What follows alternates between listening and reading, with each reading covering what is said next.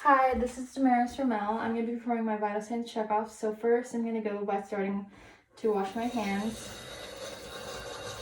So I'm going to wash my hands with soap for 20 seconds.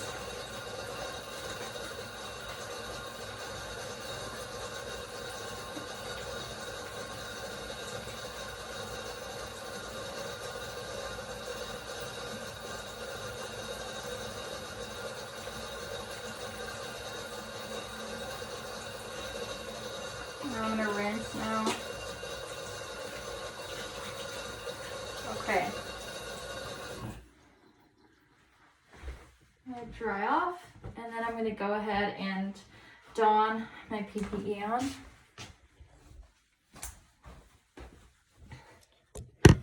So for today, I'm just going to be wearing a face shield and a mask, and so I'm going to go ahead and put on my mask, or a face shield actually. With isolation patients, like respiratory or airborne, we want to wear face shield and a gown and gloves just because we don't want to get our clothes contaminated, or contact isolation as well, but my patient here is not any of those. So I'm going to go ahead and ask permission to go enter the room. May I come in? Hello.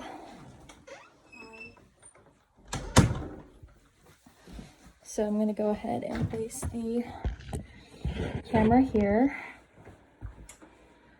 So, hi, my name's Damaris. I'll be your nurse for today.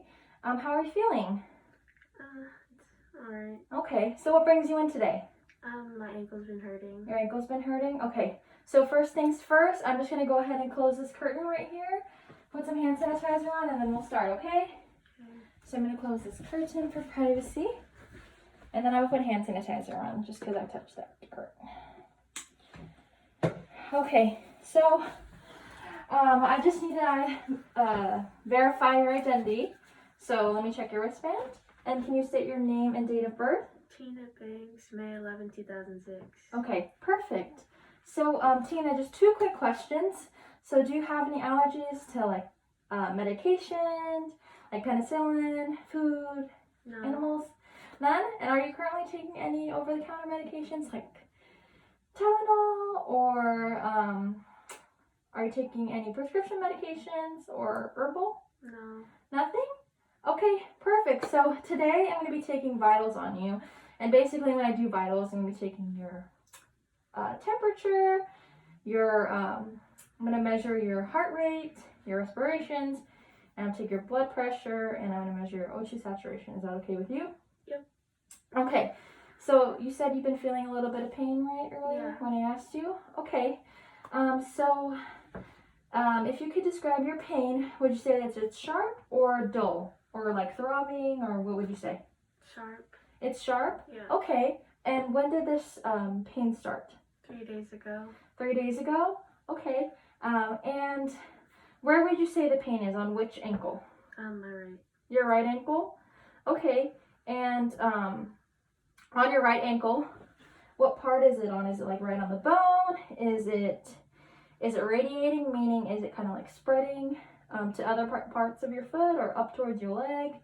It's like right on top of the bone, but the pain usually just like stays in one area. It just stays in one area? Mm-hmm. Okay. So with this pain, would you say that it's constant? It comes and goes, or is there something that you do that triggers it?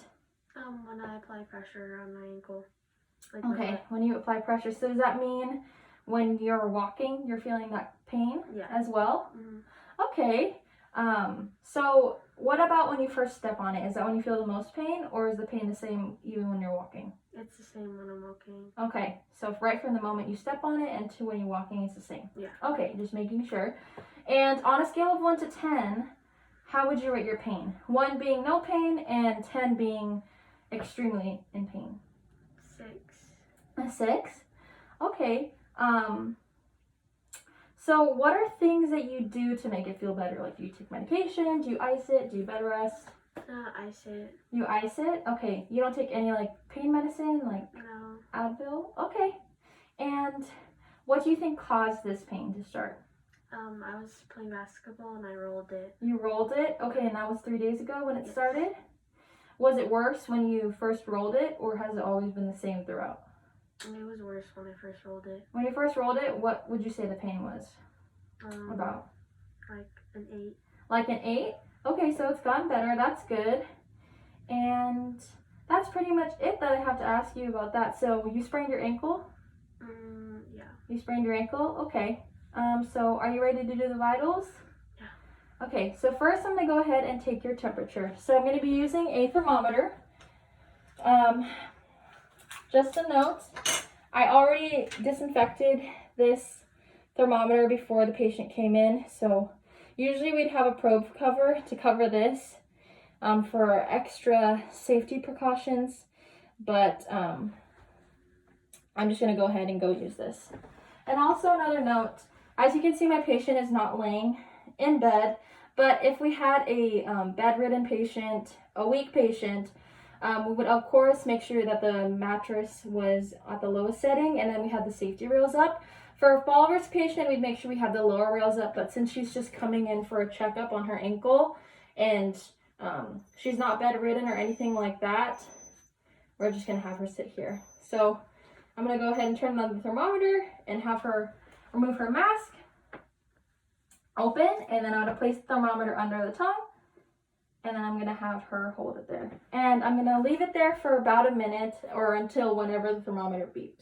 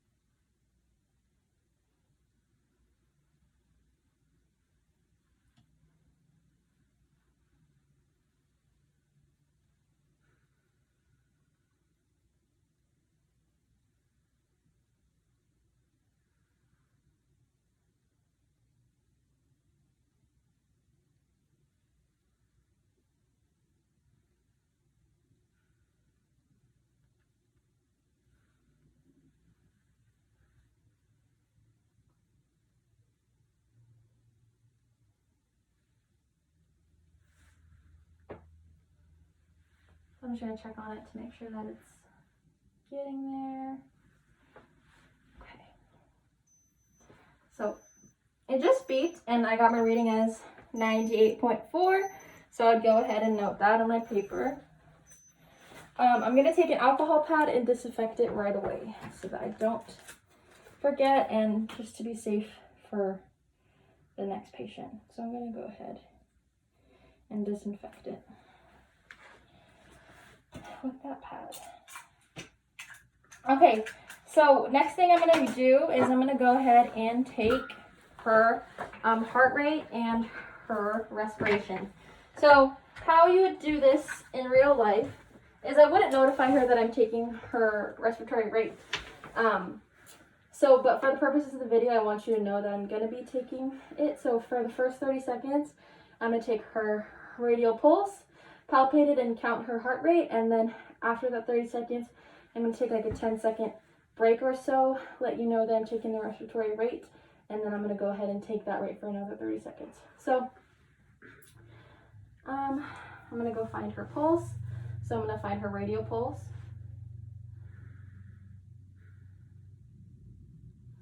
There. And I'm going to start in about 10 seconds to count.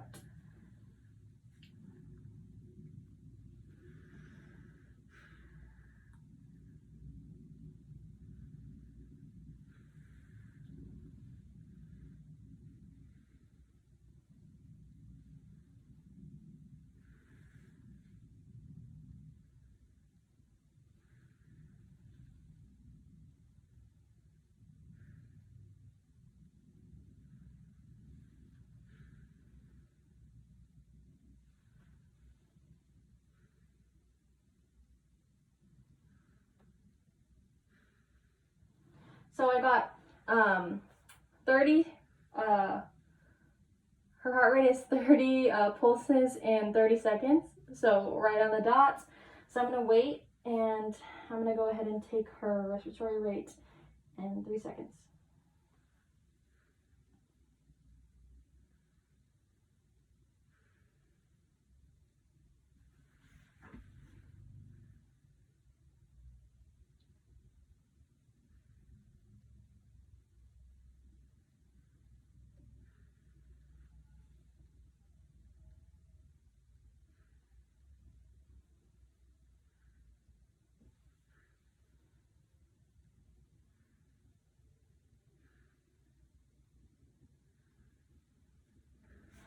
So I got 7 respirations in the 30 seconds.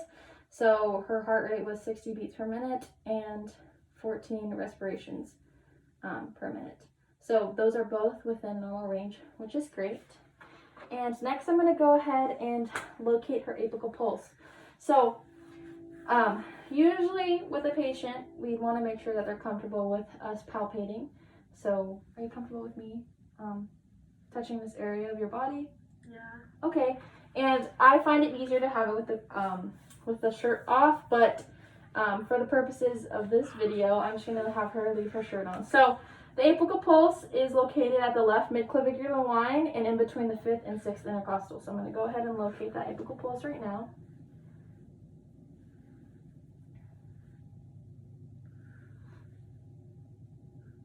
So I just found it, and it's strong. So we would use this apical pulse, and we would simultaneously palpate this apical and radial pulse if we wanted to make sure we're getting an accurate pulse reading. So the next thing I'm going to do is I'm going to go ahead and take her blood pressure. So I'm going to have her scooped this way towards the desk. And I'm going to move this camera here. And the equipment that I'm going to be using is the blood pressure cuff. And I already sanitized this with these wipes before she came here. So for safety of the patient, I already sanitized it, and I already sanitized this surface. So I'm gonna have her place her arm here like that on the table, and I'm gonna be performing a 2-step blood pressure. So I'm gonna have her roll this up for me. And with a 2-step blood pressure, the first step I'm using is to, the reason I'm doing a 2-step is because in the first step I want to find the baseline for her systolic blood pressure. So what I'm going to do is I'm going to go ahead and locate her brachial pulse first, so I have an idea of where it's going to be before I put the cuff. So I found it. I'm going to go ahead and place the cuff on her arm snugly. I'm going to go ahead and clamp the meter right here, or the dial. Close the valve. And I'm not going to be using my stethoscope. I'm not auscultating for the sound. I'm going to feel for the brachial pulse again.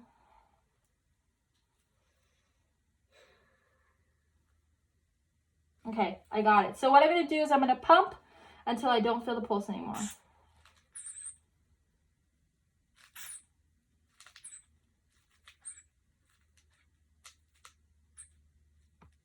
So I stopped feeling it at 100, and I'm going to let her arm rest. So I'm going to just take off the cuff so I could give her full range of motion. So her baseline for systolic is going to be 100 millimeters per mercury.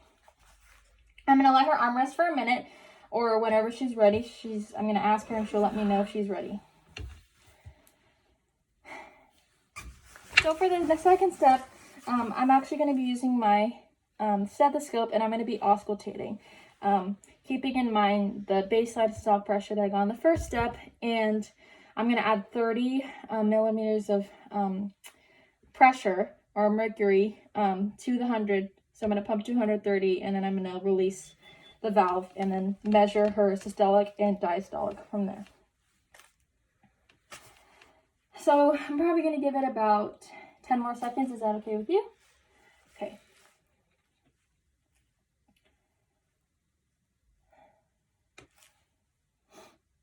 Okay, are you ready? Okay.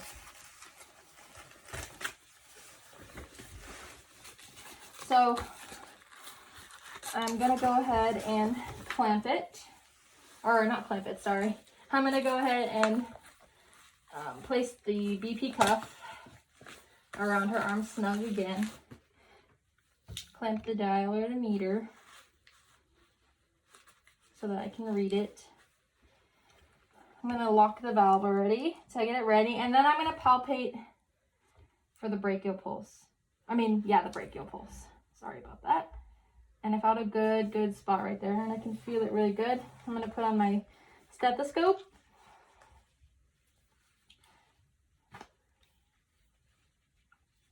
And then I'm gonna feel for it again because I wanna make sure that I get the best spot that I can hear it at. So right here, I'm gonna place my stethoscope there, hold it with my opposite hand, and I'm gonna apply a little bit of pressure. The valve's closed. I'm gonna pump through 130.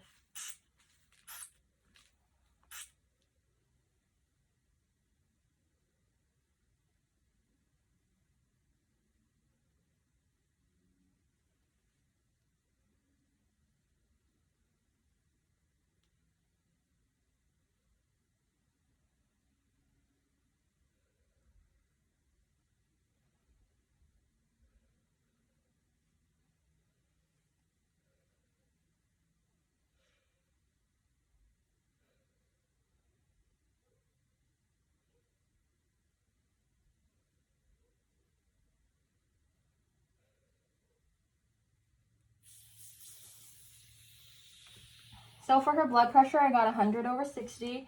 It is lower than 120/80, but that's still normal because, as she previously said, she plays basketball, which is why she rolled her ankle. So in athletes and more active patients, having a lower blood pressure than 120/80 is normal.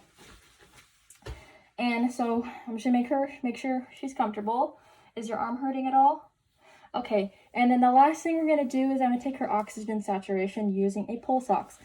I actually don't have a pulse ox here, but I'm just gonna pretend that maybe this clamp is the pulse ox. So basically we'd have the pulse ox, which would be either by itself or clamped up to a Vitals machine. The one we have at school is clamped up to a Vitals machine.